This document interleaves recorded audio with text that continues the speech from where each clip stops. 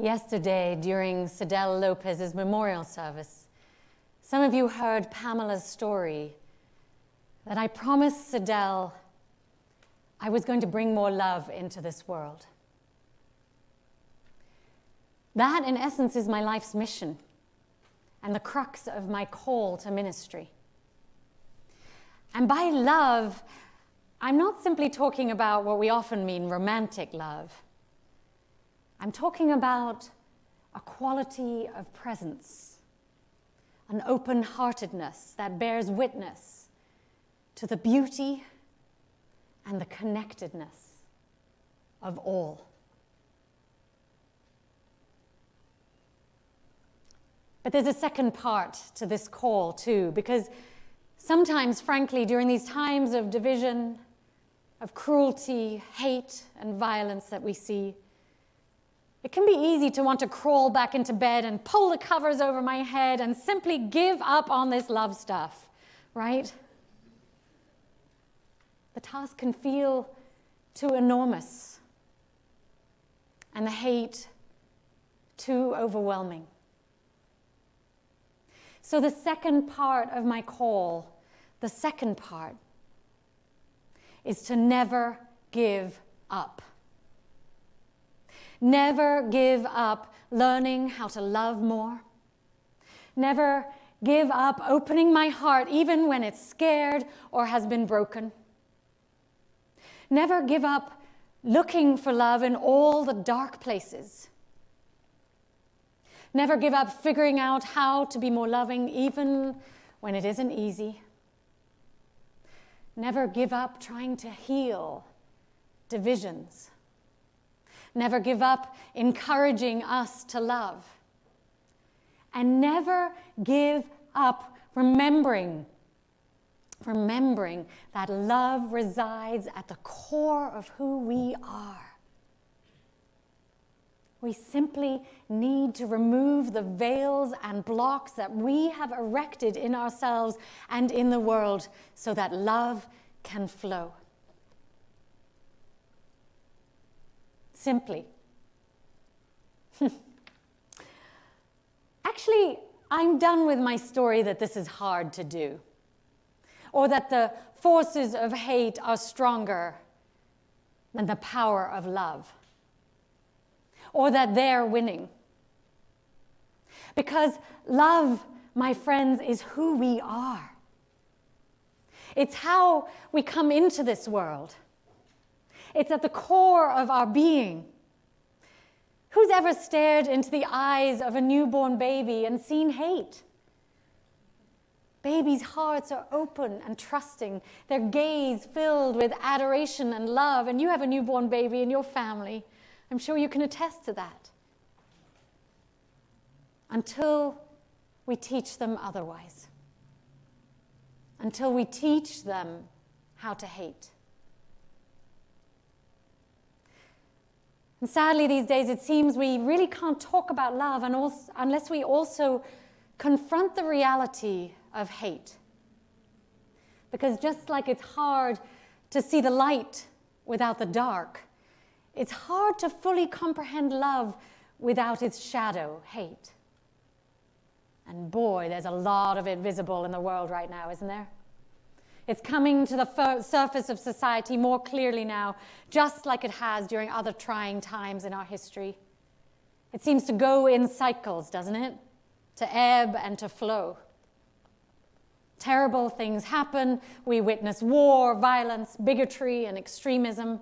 And then the pendulum swings and we return to love for some decades, only not to have learned our lesson and repeat that cycle again. We saw hate come to the forefront during the establishment of slavery. We saw it during the Civil War. We saw it during World War I and World War II, and in the 1960s during the Civil Rights Movement. And now we're seeing it rise again. But it isn't just during these trying times, is it? Though it's hard to speak this truth, it's also there likely inside all of us, or at least most of us, even if we find it hard to admit. Hate is there in our judgments and criticisms.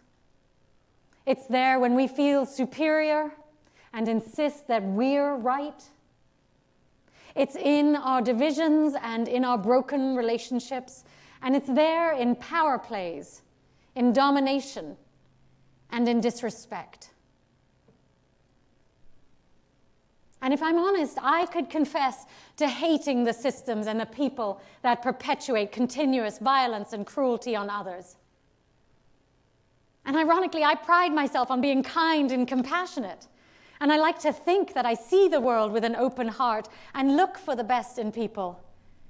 But then I realize I too have a lot of anger and resentment towards the people willingly harming others and for the injustices that we are witnessing every day. How about you? Do you notice outrage and anger and even hatred in your heart at times?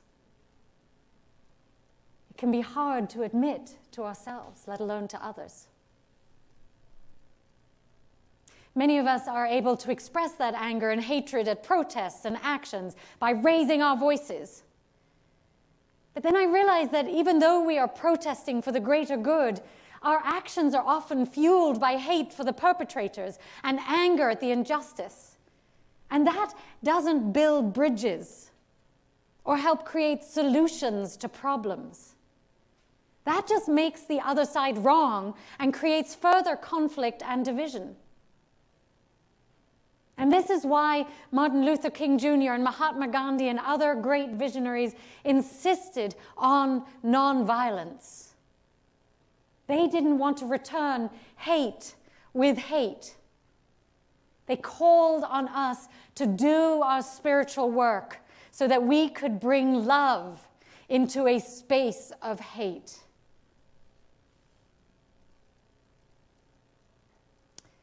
But beneath our anger, I believe, lies a broken heart. Many of us are so angry at the cruelty that we see because we want to build a more loving, compassionate world. Our anger covers up our grief and our sense of helplessness in the face of such ongoing brutality. But that grief and helplessness have also been paralyzing our love. It becomes too painful to keep our hearts open, doesn't it? So we build walls around our hearts to protect them, to not feel the terrible pain that is being inflicted on so many. Yet as Unitarian Universalists, my friends, we side with love, don't we? We want love to win. We want people to be safe and respected. We want people to be treated with dignity and worth, don't we? That's our faith's calling. So how do we fill ourselves with loving kindness that great prophets called for and we just sang about? The ancient Hindu texts, the Upanishads, say, all the universe has come from love, and unto love all things return. So how do we access that love when we're surrounded by so much hate? How do we contact it when many of our experiences in life have caused us to close down our hearts, to block the flow of love? Is it just a nice hymn that we sing based on the Buddhist metta loving kindness meditation? Or is there actually a way to fill ourselves with loving kindness? Or perhaps even unveil the loving kindness that's already within us? Alice Walker writes, "Love, if it is love, never goes away. It is embedded in us, like seams of gold in the earth, waiting for light, waiting to be struck." waiting to be struck. Can we dig for the gold of love in our hearts? The gold of love that never goes away, that is embedded in us, as Walker assures us. How do we find that treasure? How do we let the light in that illuminates this love, that lets us find this gold? Well, it's easy when we're holding a newborn baby, isn't it? Or when we're freshly in the throes of new love. Or when we see a cute kitten video, or we cuddle with our animals. Or when we're outside in nature, taking in the beauty that surrounds us.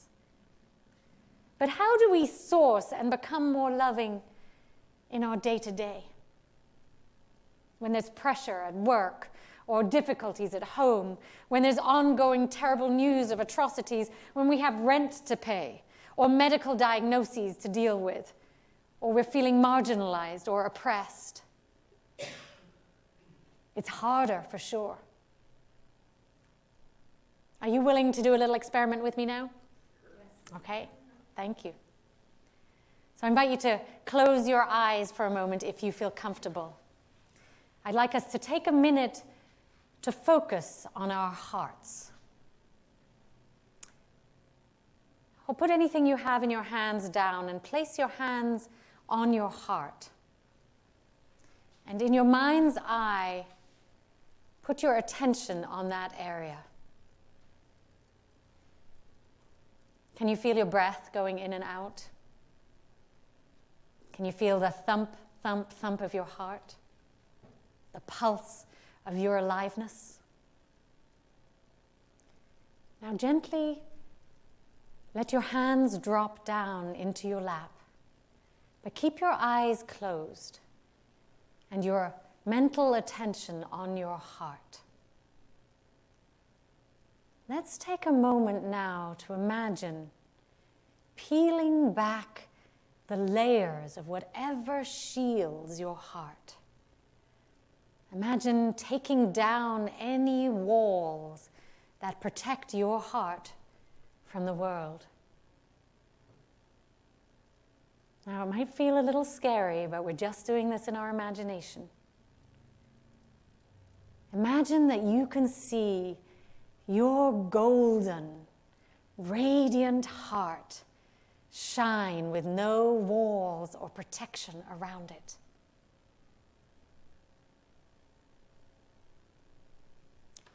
Now open your eyes very gently while keeping that image of your golden open heart. And focus your eyes softly on something or someone near you. Just look straight ahead and rest your eyes gently on whatever's before you. Now imagine that you're looking out at the world from the perspective of your golden open heart. That your eyes are in your heart area. And that you're perceiving the world from there. Take a deep breath and just notice how you feel, perceiving whatever's in front of you with an undefended heart.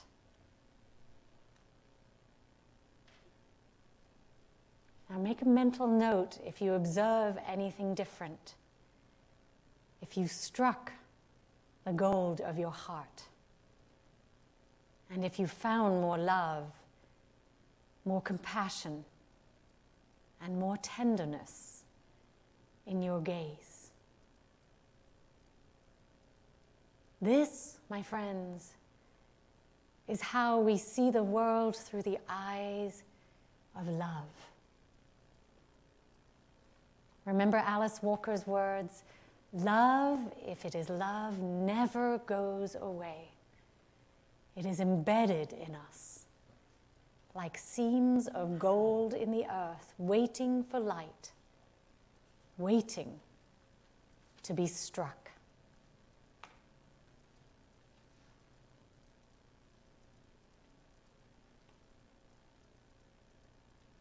So perhaps some of us had an opportunity to strike love just now. Some of us struck love. Even just a little. Love as felt through an open heart. Love as illuminated by pulling back the thick walls or veils that protect our hearts.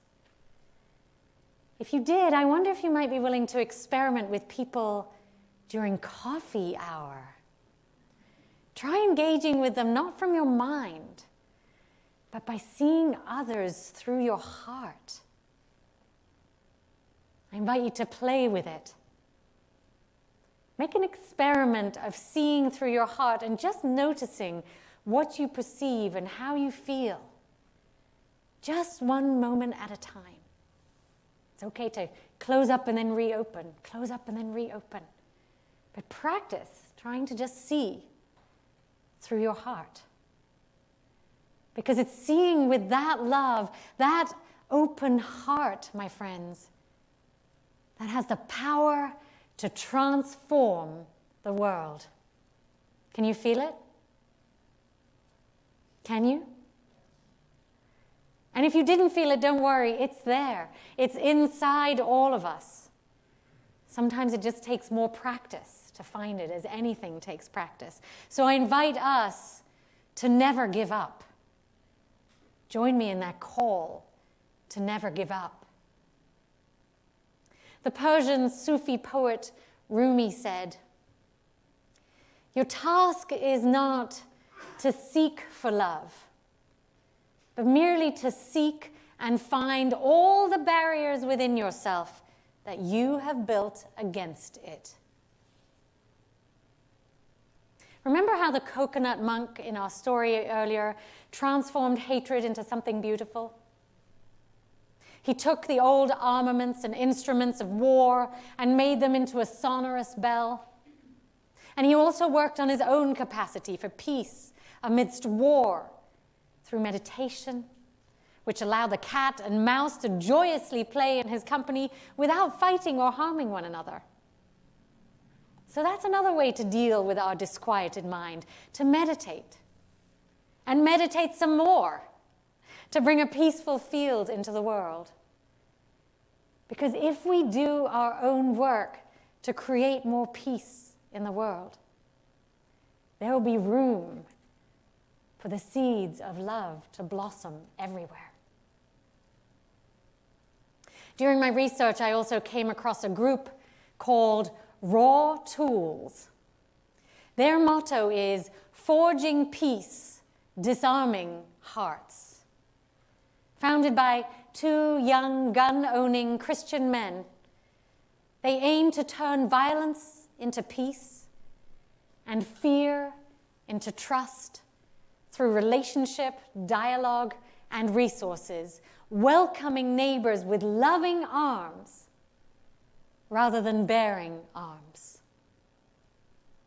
They invite people to disarm by turning in their guns, and then they saw them in half and weld them together into gardening tools, which they give away. This group is inspired by biblical phrases from the New Testament in Mark and Micah, which say, "They will beat their swords into plowshares and their spears into pruning hooks. Nation will not take up sword against nation. They will train for war no more. Everyone will sit under their own vine and fig tree. No one shall make them afraid." Amen. Wouldn't it be wonderful to be in a world where no one makes anyone else afraid?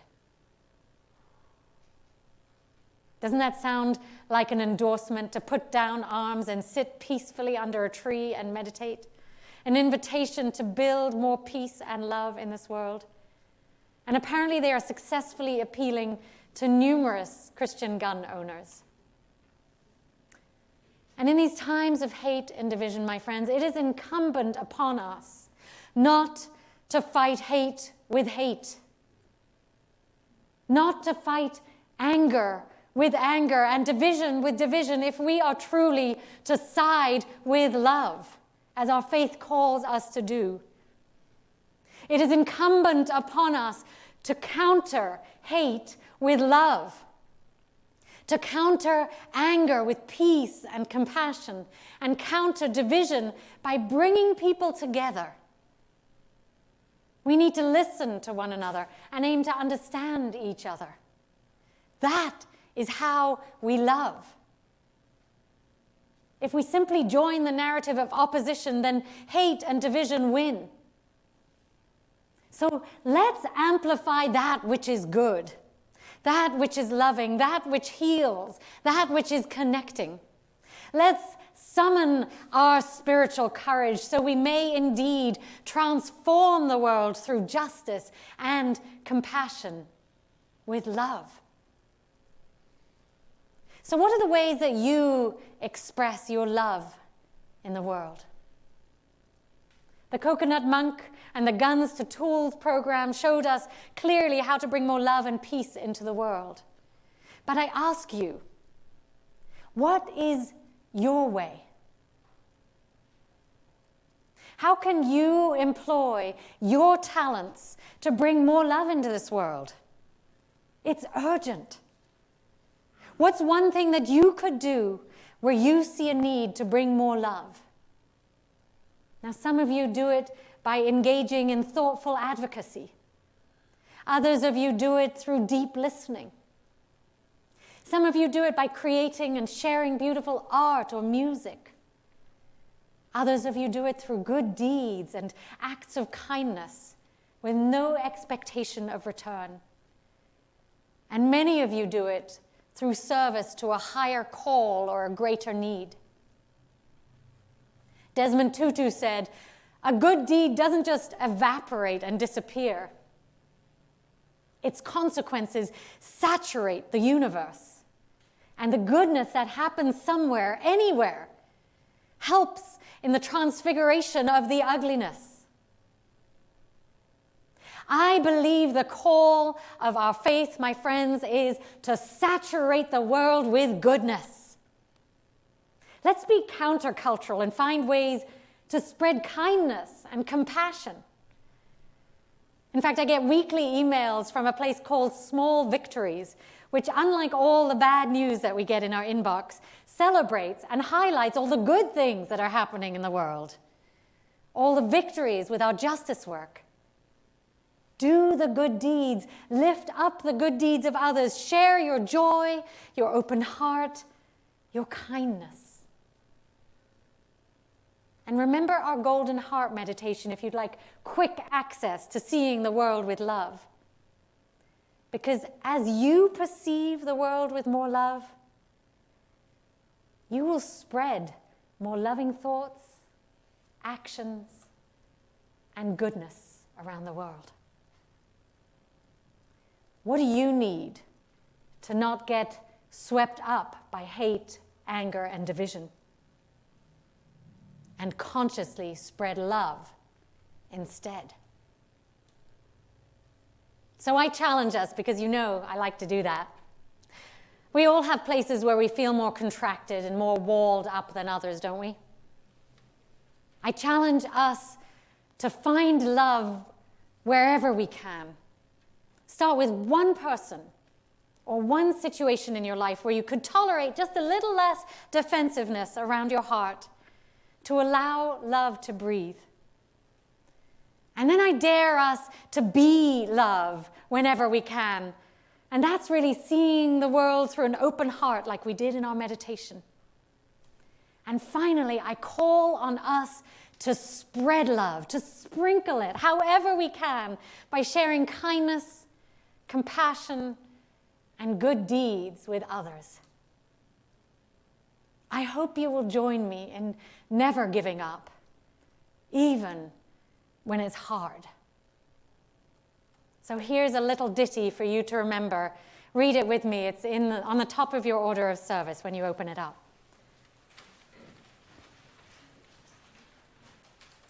Find love wherever you can. Be love whenever you can. Spread love however you can.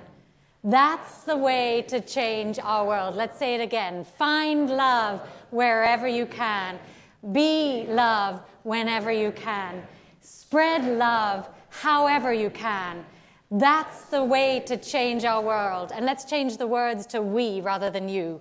Find love wherever we can. Be love whenever we can. Spread love however we can. That's the way to change our world. May it be so. Amen.